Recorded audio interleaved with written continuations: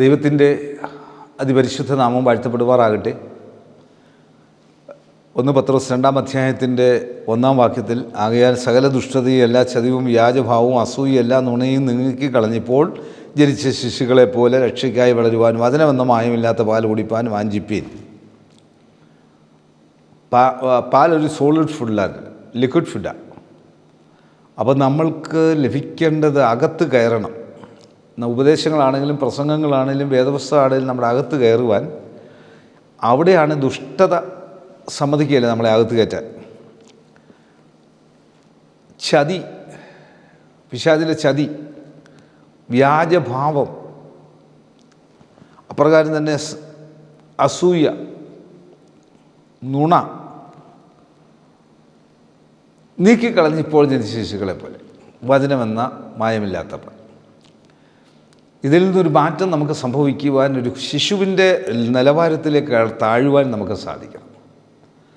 ആ ശിശുവിൻ്റെ നിലവാരത്തിൽ താഴുമ്പോഴാണ് ദൈവത്തിൻ്റെ പരിശുദ്ധാത്മാവിനെ പ്രവർത്തിക്കാൻ സാധിക്കുന്നത്.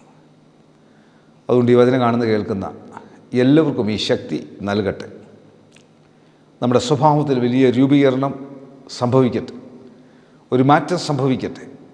ഒരു കൊച്ചു കുഞ്ഞിനെ പോലെ ഉള്ള മനോഭാവത്തിൽ ജീവിക്കുമ്പോൾ ആ വചനമെന്ന മായമില്ലാത്ത പാൽ കുടിച്ച് വളരുവാൻ കർത്താവ് എല്ലാവർക്കും ശക്തി നൽകട്ടെ.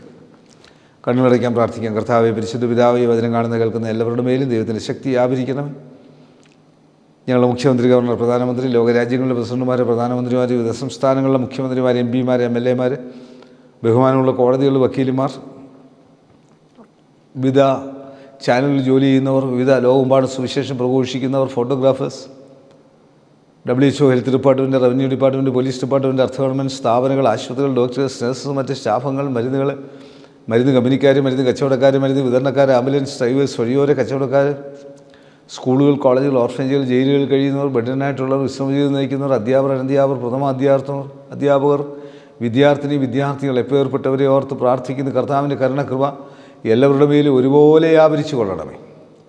യേശുവെ നന്ദി, യേശുവെ സ്തോത്രം, യേശുവെ ആരാധന, യേശുവെ മഹത്വം. ഈ വചനങ്ങളാൽ നിൻ്റെ മക്കൾ ധന്യത പ്രാപിക്കട്ടെ, അനുഗ്രഹം പ്രാപിക്കട്ടെ. യേശു മൂലം തന്നെ ആമേൻ. God bless you. തീരാത്ത കനിവിൻ്റെ കനലാണു തീക്കനൽ,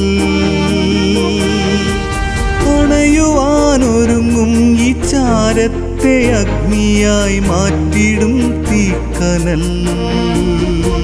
തീക്കനൽ, തീക്കനൽ.